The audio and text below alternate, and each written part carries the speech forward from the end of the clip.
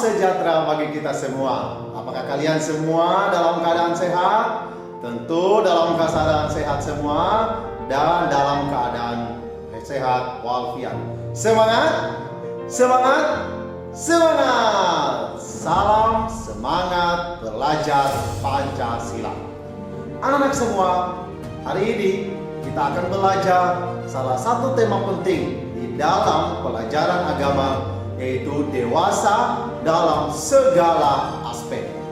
Dewasa di dalam segala aspek adalah hal yang penting untuk kita ketahui, karena dengan melihat kedewasaan kita akan menunjukkan kualitas daripada hidup kita. Mengapa perlu memahami proses daripada menuju dewasa? Apakah manfaat kita memahami proses menuju kedewasaan dan kita mengetahui aspek-aspek di dalam kedewasaan kehidupan kita?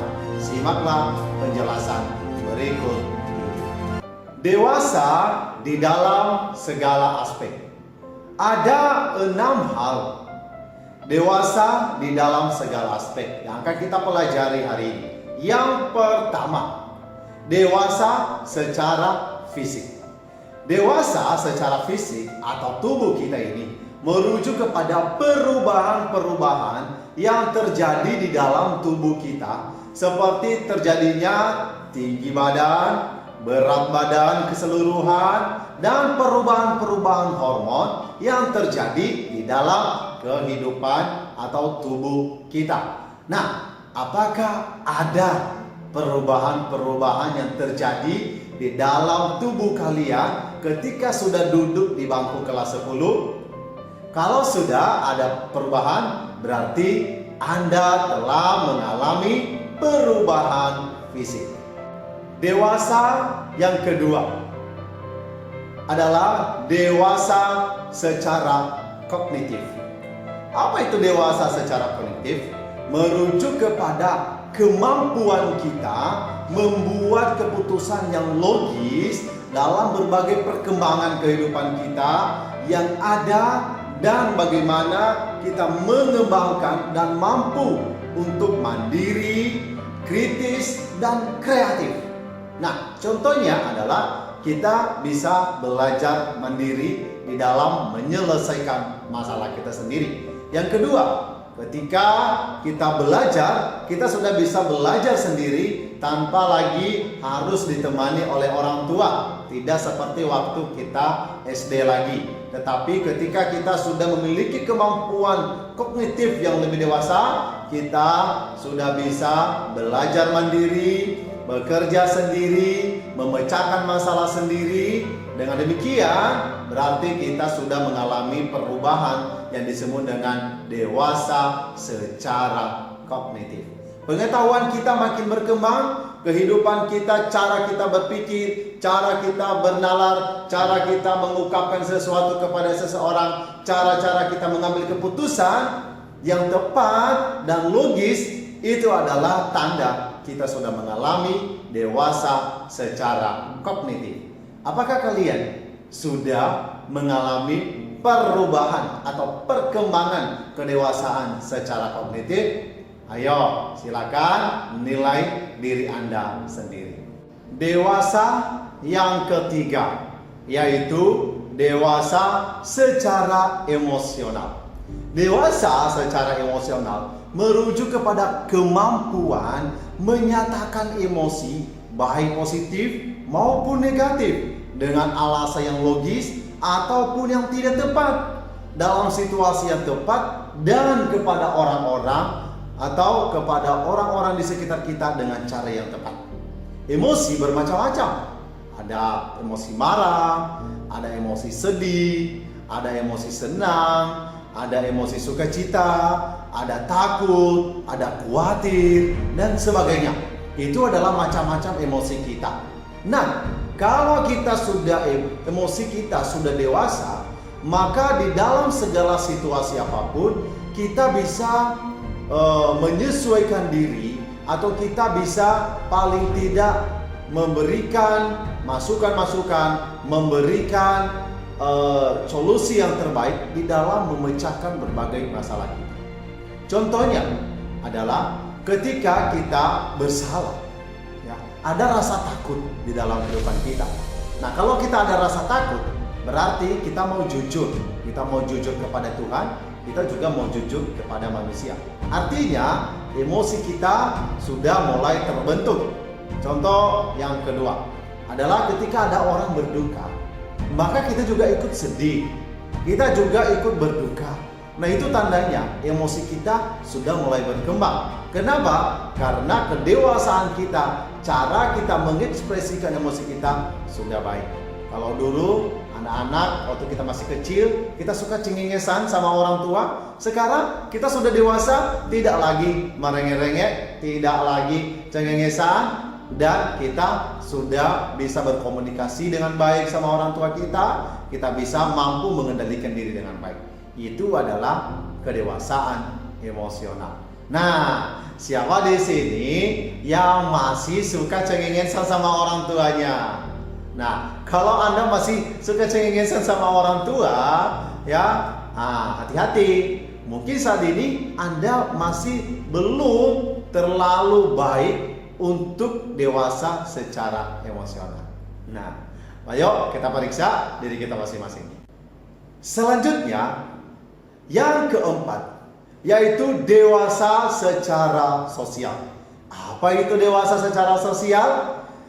Dewasa secara sosial merujuk kepada kemampuan seseorang yang dapat berinteraksi dengan orang lain, ya, dari berbagai golongan usia, ya, dari latar belakangnya, dari sukunya, dari agamanya, dari berbagai ras dan seterusnya, tanpa ada diskriminasi yang diwujudkan di dalam moderasi beragama dan profil pelajar Pancasila.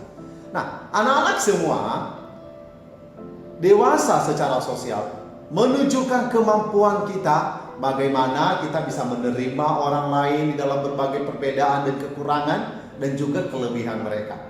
Bahkan Tuhan Yesus memberikan kita contoh di dalam firman-Nya untuk menjalin relasi yang baik dengan orang lain atau orang-orang yang termarginalisasi atau orang-orang yang terpinggirkan, tetapi Tuhan Yesus duduk di sana bersama, dia bercengkrama dengan mereka, dia bercakap-cakap dengan mereka, dan dia memberikan masukan bagi mereka. Nah, demikian juga kita, ya, kita tidak lagi membeda-bedakan suku, ras, dan agama, tetapi sebagai pribadi yang memegang profil pelajar Pancasila, kita bisa menjalin relasi dengan orang-orang yang berbeda keyakinan dengan kita dan orang-orang yang berbeda suku dengan kita. Siapa di sini yang banyak sekali teman-temannya yang berbeda suku, berbeda agama?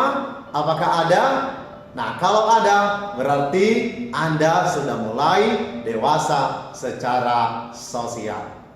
Dewasa yang kelima. Dewasa yang kelima adalah dewasa secara moral. Ya, ada moral yang baik, ada moral yang tidak baik.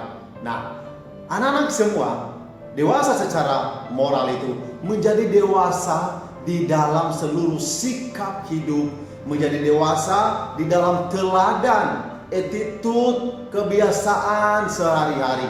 Nah, menjadi dewasa secara moral itu kita teladankan di dalam Yesus, sebagaimana ajaran Yesus tentang kasih, yaitu kasihilah Tuhan Allahmu dengan segenap hatimu, dengan segenap jiwamu, dengan segenap akal budimu, dan dengan segenap jiwamu. Selanjutnya, Yesus berkata, kasihilah sesamamu manusia seperti dirimu sendiri. Contohnya adalah kita mengampuni orang yang membenci kita. Kita berbuat baik bagi orang yang membenci kita. Kita berbuat baik bagi orang siapa saja yang kita temui. Lalu secara moral kita juga hidup kudus. Kita menjaga sikap kita menjaga perkataan kita menjaga mata kita menjaga pendengaran kita menjaga hati kita, agar yang kita lakukan memuliakan nama Tuhan. Bukan malah mencemarkan nama Tuhan di dalam diri kita, tetapi justru kita membawa hidup kita ini menjadi teladan yang baik. Apakah di sini ada yang telah menjadi teladan di rumah masing-masing? Telah menjadi teladan di sekolah? Telah menjadi teladan di gereja? Telah menjadi teladan di masyarakat? Nah, kalau kalian sedang menjadi teladan di dalam masyarakat, di sekitar Anda, berarti kalian semua sudah dewasa secara moral. Yang paling terakhir, dewasa secara spiritual. Apa itu dewasa secara spiritual? Dewasa secara spiritual adalah merujuk kepada iman yang teguh secara pribadi di dalam suatu kepercayaan, yaitu kepercayaan kita kepada Yesus Kristus adalah Allah Sang Juru Selamat kehidupan kita, yang diwujudkan melalui ketekunan iman, ya, mensyukuri kehidupan sebagai anugerah Allah, melakukan yang terbaik bagi semuanya, memuliakan Tuhan di dalam seluruh aspek kehidupan kita, dan tidak akan pernah goyah oleh keyakinan kita.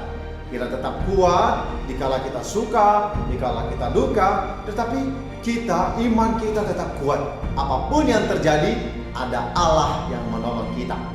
Nah, anak-anak semua, dewasa secara spiritual itu sangat penting di dalam kehidupan kita, di mana kita sebagai orang yang diselamatkan, sebagai orang yang hidup di dalam Tuhan, kita mengimani iman kita mengimani apa yang kita percayai kepada Allah melalui kitab suci, dan ini menjadi sesuatu hal yang sangat penting untuk kita lakukan, bahwa kehidupan kita adalah kehidupan yang berkenan kepada Tuhan. Contohnya, kita beribadah dengan teratur, kita memuliakan Tuhan, kita berdoa, kita membaca Alkitab setiap hari. Itu adalah tandanya kita sudah dewasa secara spiritual. Kita ada pertemuan khusus dengan Tuhan dalam doa-doa kita, ya, tanpa harus kita disuruh-suruh, tetapi dengan rasa syukur kita kepada Tuhan, kita langsung berinisiatif sendiri untuk melakukannya. Nah, dewasa secara spiritual ini akan menentukan kualitas hidup kita di hadapan Tuhan. Sebagai penutup di dalam pelajaran ini, jadi pengetahuan kita akan kedewasaan kita mewujudkan pribadi yang berkualitas dan hidup memuliakan Tuhan, serta lebih mengetahui keberadaan diri kita dalam segala kekurangan dan juga kelebihan kita. Nah, oleh sebab itu, jagalah dirimu, tetaplah semangat, dan jadilah pribadi yang dewasa. Tuhan Yesus memberkati kita semua. Shalom, salam sejahtera bagi kita semua. Demikianlah seluruh materi pelajaran kita hari ini. Kita bersyukur kepada Tuhan, kita bisa belajar bersama, dan Pak Guru berharap kalian semua bisa mengenali diri kalian sendiri dan belajar sungguh-sungguh agar kalian menjadi pribadi-pribadi yang dewasa. Demikian pelajaran materi hari ini. Tuhan Yesus memberkati kita semua. Salam.